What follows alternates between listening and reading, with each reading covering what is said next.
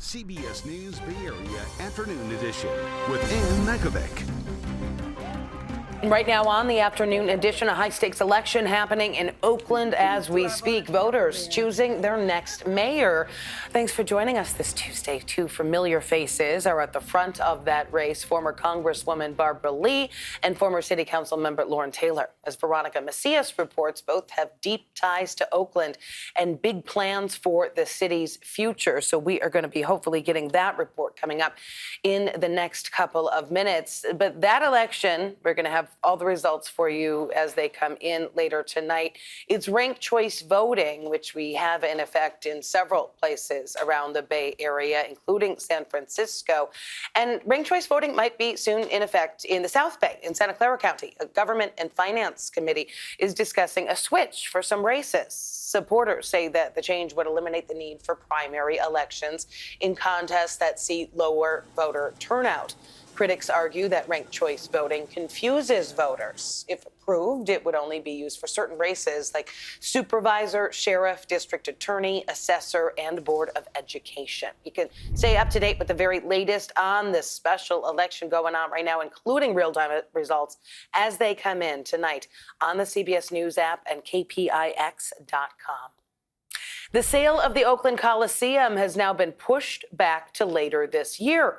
City leaders plan to finalize the $125 million sale of the Coliseum stake by the end of June 2026. That is the same time that the county closes a deal to sell its half of the property. It's a more conservative timeline, and the group buying the Coliseum says that they remain committed to the sale under former Mayor Sheng Tao, who was, of course, recalled. The city pushed to fast-track the land sale and use that money to help plug the budget deficit. City leaders in San Jose voting today on a plan to transform a troubled park into a space for families. Columbus Park near Mineta Airport was once home to one of the biggest homeless encampments in the South Bay, with people living in RVs, tents, and cars. City leaders cleared the area last year to comply with federal aviation regulations. And today, the city is going to vote on a plan to turn that location into a new $24 million park.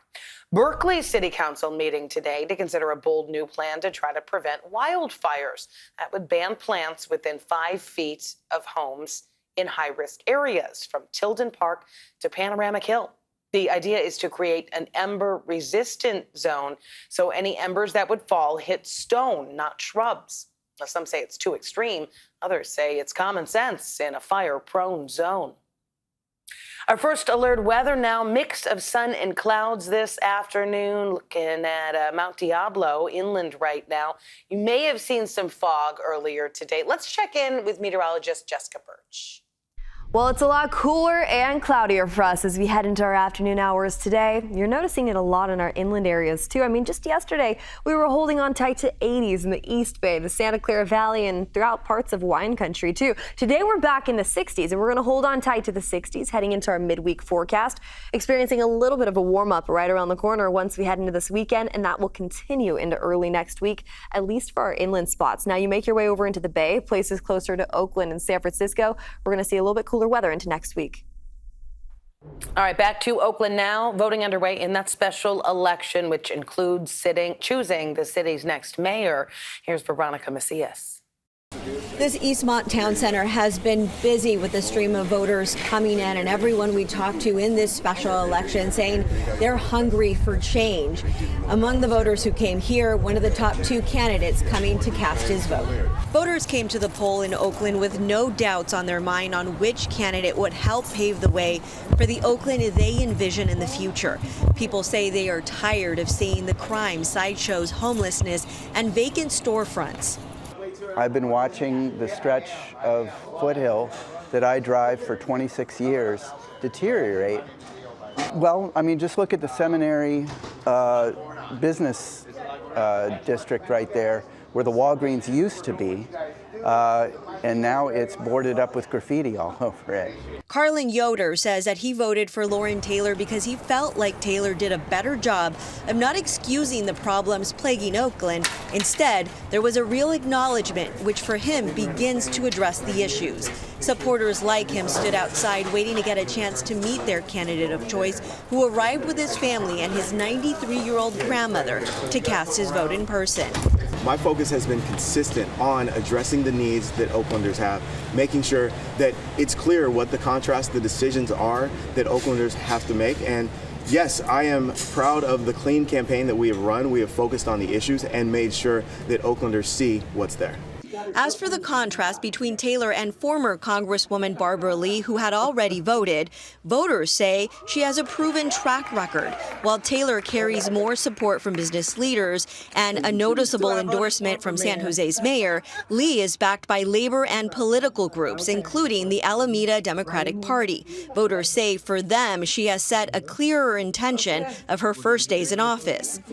I feel like Barbara Lee's approach to crime is the right approach. She is going to get more police officers on the ground, but she is going to also partner with community organizations. She's going to partner with nonviolence organizations, and she's going to address the multitude of issues, including mental health issues, and she's going to also prioritize not cutting jobs. Many Oaklanders today bringing their children to the polls and setting an example early on. Just growing up, my parents always voted.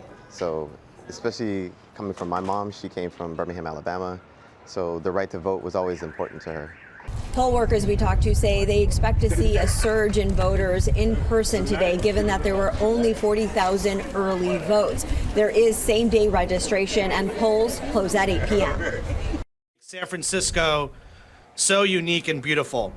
Let's take a live look at San Francisco right now. This is a rally called Unity Rally for Immigrant Rights, happening right now on tax day in protest of the deal between the IRS and immigration authorities to share tax information about certain undocumented immigrants. San Francisco supervisors, along with representatives from immigrants' rights groups and the public defender's office, all set to speak at today's rally. We'll be keeping an eye on that. And a hearing is scheduled for this afternoon for the Maryland man who was mistakenly deported to El Salvador. The Trump administration and El Salvador's president have signaled that they do not plan to take any action, even though the Supreme Court ordered them to facilitate his return to the U.S. Natalie Brandt has more from the White House.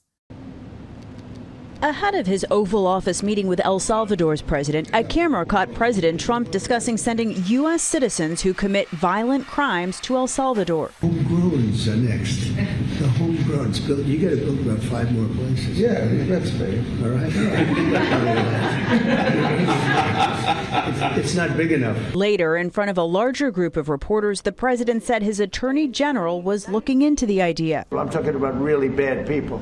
Really bad people. Every bit as bad as the ones coming in. Former federal judge John Jones says deporting Americans is unconstitutional, pointing to the 8th Amendment, which prohibits cruel and unusual punishments. Not only chilling, but it's also not going to be legal. The administration is also facing an intensifying legal fight to return a Maryland resident after admitting an administrative error prompted Kilmar Abrego Garcia's deportation to El Salvador last month. A judge ruled in 2019 he could not be returned to his home country for fear of persecution.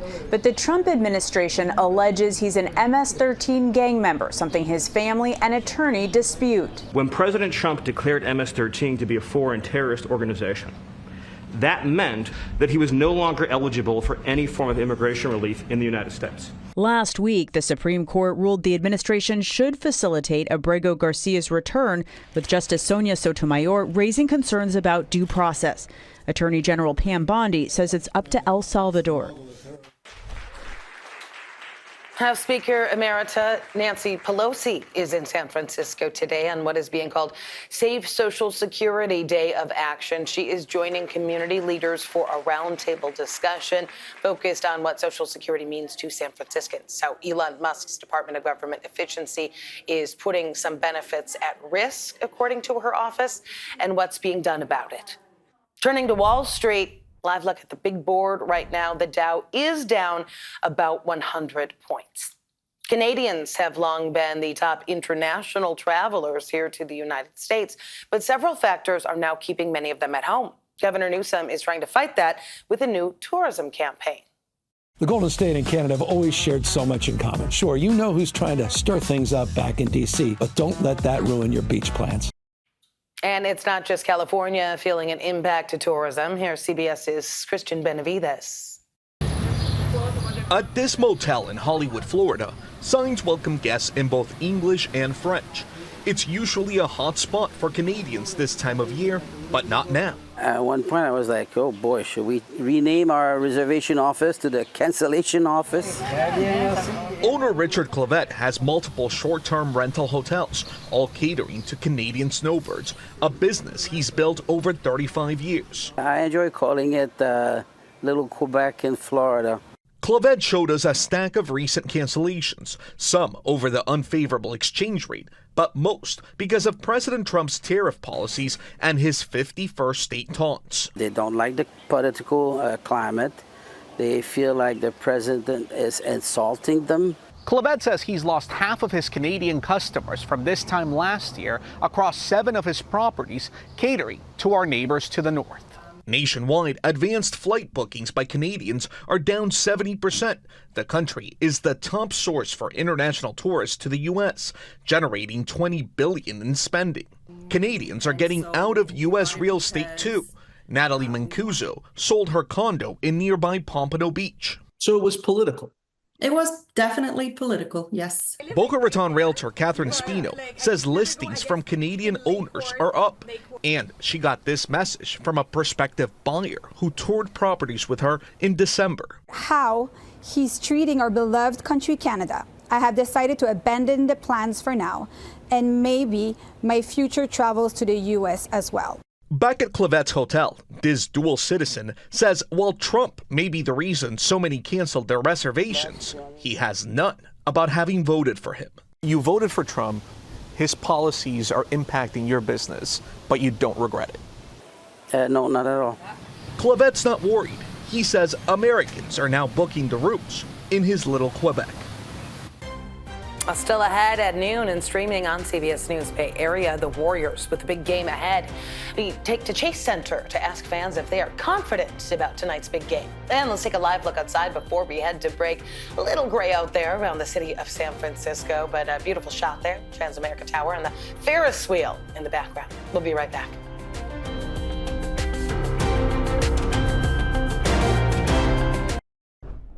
California's first partner, Jennifer Siebel Newsom, just presented the findings of a report on how the state can better support victims of sexual violence.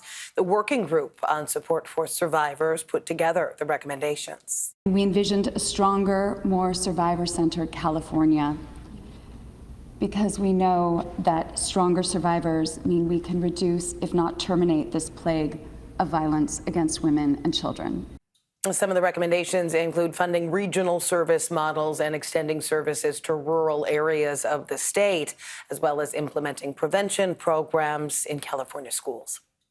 An update now on a story we first brought you at noon yesterday, and it's not good news. The DMV now says its Oakland Coliseum location might be closed for 4 to 5 months. That's after thieves broke in and caused major flooding inside the building. Officials say that thieves ripped out copper piping from the HVAC system, and then water poured from the ceiling and flooded the lobby. The damage is going to cost thousands of dollars to repair. And with the Real ID deadline fast approaching, nearby DMV offices are already seeing longer wait times. The Warriors and Dub Nation gearing up for a big game tonight. This morning, we were out at Thrive City outside Chase Center, where the Dubs are going to host the Memphis Grizzlies in the NBA play-in tournament. The winner moves on to face the Houston Rockets in the first round of playoffs. The losing team will have to play again on Friday for a shot at the playoffs. I believe that they'll win if Kuminga plays. If he doesn't, they're going to lose. A part of the reason is Steph's hand is messed up. Jimmy's now messed up his leg. So they need that other person to be able to play defense, but also to play a little offense by driving in to make the basket. All right, back to our first alert weather this Tuesday, taking another live look outside at a cloudy San Francisco. Let's check back in with meteorologist Jessica Birch. We have wind gusts anywhere up to around 20 miles per hour heading into this afternoon in areas like San Francisco, stretched all the way up to Fairfield. This moves in from offshore. We're going to continue to watch that develop as we head into the evening hours tonight. Another thing to mention, too, though, you take a look at our departure from normal, meaning where we should be for this time of year compared to where we're at. San Francisco is right on par as we head into this afternoon. We head a little bit more south into Southern California. They're a little bit cooler than where they should be for this time of year. But we head back into the Bay, and we're talking about San Francisco, Daly City, all the way across the Bay Bridge over into areas like Berkeley and Oakland. We're going to hold on tight to 60s, warm up just barely into this weekend's forecast by Friday, back into the 70s, and then we're averaging out back into the 60s heading into early next week. You know where that's not the case, though? And once we head into our inland areas, I'm talking about the East Bay and once again, wine country in the Santa Clara Valley. We're going to experience a late week warm up that gives us more sunshine into this weekend and early next week. And we're also going to hold on tight to a lot warmer weather compared to where we're at today. Mid 60s today, upper 60s into 70s by next week. I'll have more on that coming up in a bit. But for now, over to you. Thanks, Jess. Still ahead, he's already a Bay Area winner. His trophy made of bricks. Meeting a kid from San Jose, now moving on to a global contest.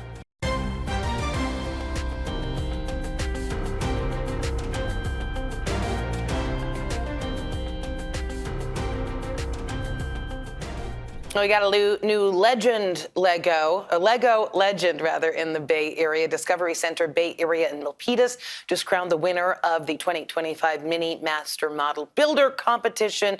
An 8-year-old from San Jose now hitting the international competition. His name is Sam Noodleman.